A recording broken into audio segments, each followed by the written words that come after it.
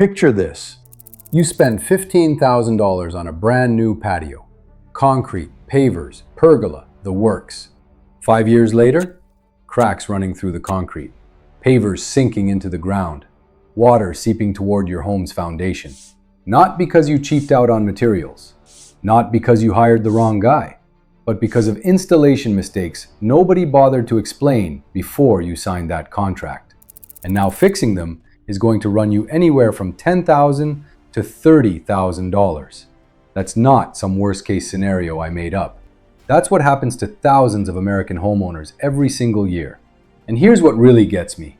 Most of these mistakes cost pennies to prevent during installation, and a small fortune to fix later. Today we're going through 10 of them. Some are technical, some are design-related, but they all have one thing in common. They're invisible when the job is freshly done, and absolutely devastating when they finally show up. And there's one on this list that the International Residential Code of the United States flags as a straight-up code violation. There's a real chance you've got it in your yard right now. Hit that subscribe button if you want more content like this. Let's get into number 10. Concrete with no control joints. I'm starting with something you'll find in millions of American patios and driveways. And it's got a feature almost nobody talks about. Concrete always cracks. It's not a maybe, it's a physical certainty. The American Concrete Institute says it right there in their official documentation. Some amount of cracking is expected in every single project, roughly 400 to 800 millionths of an inch per inch, and that shrinkage has to go somewhere. Control joints are exactly that. Planned lines where the concrete can crack in a clean, straight, almost invisible way, instead of cracking wherever it feels like in some random ugly pattern. The rule every contractor should follow is simple. Space the joints in feet at no more than 2 to 3 times the slab thickness in inches. A 4-inch slab needs joints every 8 to 12 feet, and they need to be cut at 1/4 of the slab depth within the first 4 to 12 hours after the pour. That timing is everything. A veteran contractor put it bluntly in Fine Home Building. The reason that driveway cracked so soon? Nobody cut it in time. Most of the shrinkage happens fast, within the first 12 hours after the pour. So what does skipping this step actually cost you? Professional crack repair runs $5 to $10 per linear foot. Resurfacing the whole thing averages around $2,400. Full driveway replacement? Average of $6,900. And it can climb past $15,000. Prevention during installation costs less than $1 per linear foot. That math speaks for itself. Now, pavers come with their own set of problems, and the most common one is something you won't see until it's way too late for a cheap fix. Pavers installed without proper base compaction. Natural soil can compress by up to 30% over time, according to Husky Pavers. Without a properly compacted base under your pavers, that soil settles unevenly. Some pavers drop, others stay put, and the result is a wavy, uneven surface that looks sloppy and creates exactly the kind of trip hazards that send people to the ER. The industry standard, set by the Concrete Masonry and Hardscapes Association, is crystal clear. 4 inches minimum of compacted base for pedestrian patios, 6 inches for driveways, and compaction at 98% standard Proctor density. That's not some opinion, that's the published standard. The problem is, proper compaction takes equipment, time, and experience. Contractors competing on price? They skip it, or half do it all the time. Unilock, one of the biggest paver manufacturers in North America, laid it out plain. About 80% of the total cost of a paver project is below the surface. What you can't see determines whether the project lasts 5 years or 50. Fixing sunken pavers because of a bad base runs $3 to $15 per square foot. A 400 square foot patio with a bad base can cost $12,000 to $16,000 to redo from scratch. The right base during the original install adds just $2 to $4 per square foot. Hardscape that drains water toward your house. This is the mistake that worries me the most on this entire list, because the damage goes way beyond your patio. The International Residential Code has a very specific requirement on this. The ground has to slope no less than 6 inches in the first 10 feet from the foundation, and any impervious surface within 10 feet of the foundation needs to slope at least 2% away from the building. A lot of existing patios violate that code flat out. They were installed without proper slope, or they settled over time until they were either flat or tilted right back toward the house. And water that doesn't drain the right way? It goes somewhere, usually straight to your foundation. Water damage is the second most common type of homeowners insurance claim, making up 22 to 24% of all claims. Average payout for water damage? $13,954.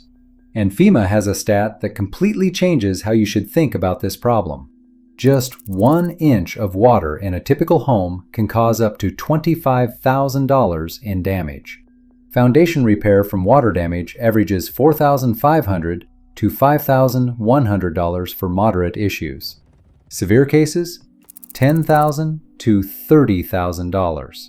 Mold remediation averages $2,300 up to $15,000 for serious cases. Fixing the slope during the original install runs $1,000 to $3,000. Prevention versus repair, 10 to 1 savings at best. Complex patterns that are impossible to repair. Here's something nobody tells you when you're picking out your paver pattern. Complex patterns like 45-degree herringbone or circular designs waste 10 to 25% of the material during installation. So you're paying for more pavers right from the start. But the real headache shows up years later, when you need to repair a damaged section. Blanchford Landscape Group said it with a level of honesty you rarely hear in this industry. Pavers can usually be replaced pretty easily, but the problem is often matching the existing pavers to something new.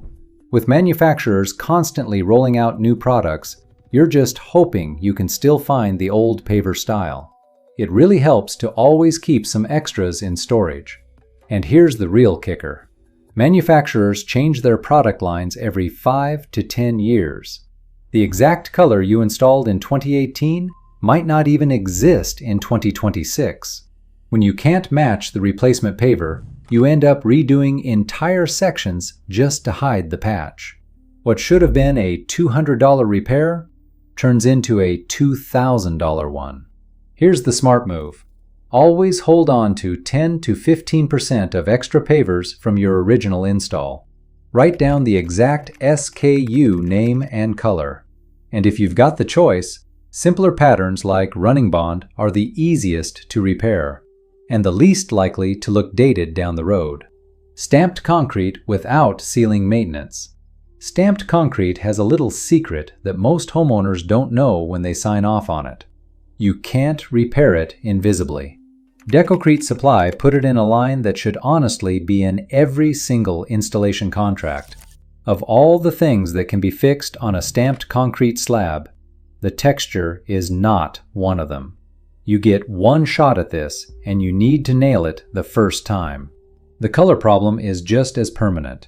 Chris Sullivan, a columnist at Concrete Network with decades of experience, put it this way. Add a tiny bit of color to the exact same pour, and even the smallest color differences have ended up in court costing thousands of dollars. His hard rule? No repair is ever as good as the original.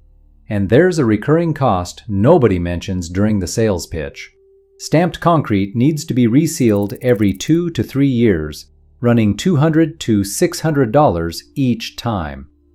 Over a 25-year lifespan, that's $2,000 to $12,500 just in ceiling maintenance, on top of the original installation cost of $9 to $22 per square foot.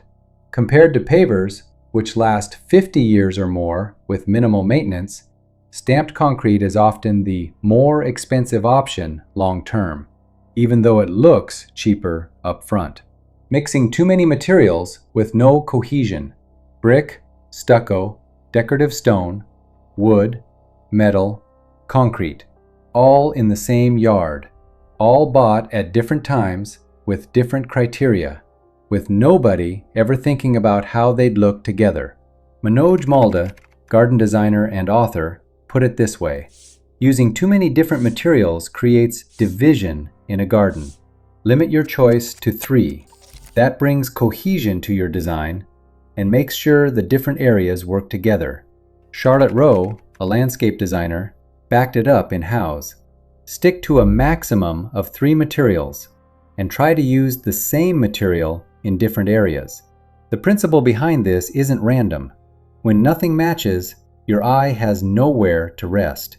The space starts to feel like the clearance aisle at a garden center, as Fine Gardening described it, and the impact on property value is real, even if it's hard to put a number on. 94% of real estate agents recommend curb appeal work before listing a property. A patio that looks visually scattered is exactly what buyers spot as a sign that decisions were made without a plan. The fix doesn't always mean tearing it all out. Sometimes just unifying with color, with mulch, with one repeated element used strategically, can create the cohesion that's missing without starting over. Unstable or poorly spaced stepping stones. And here we are at number 1. It's number 1 because it combines the biggest safety risk with the most common mistake I see in American yards. Stepping stones that wobble when you step on them. Stones spaced too far apart to walk comfortably.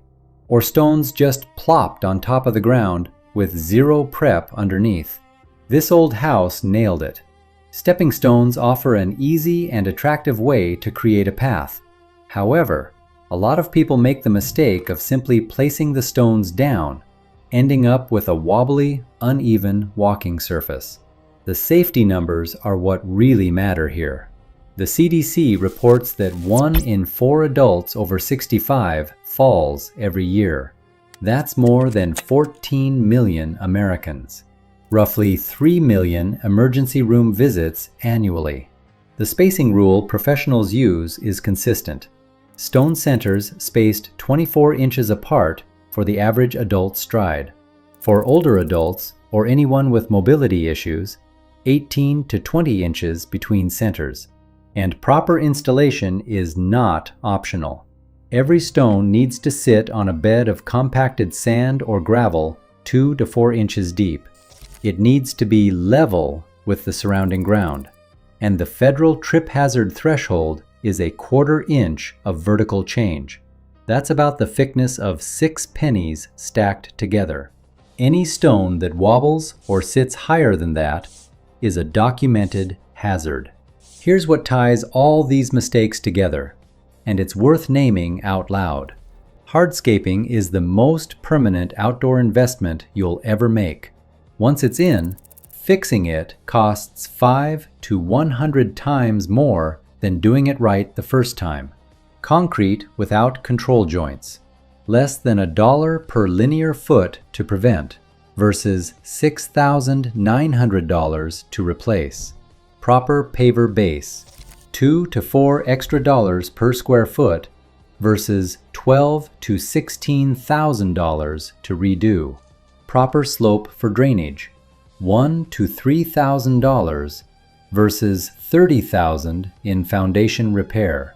The NAR report confirms that a well-executed patio recovers up to 95% of its cost at resale, but that only applies when it's done right. A patio with these mistakes doesn't just fail to add value, it actively subtracts from it. Drop a comment and tell me which of these 10 you recognized in your own yard, or in somebody else's yard you know. And if you want to learn more about improving the look of the outside of your home, go check out this video.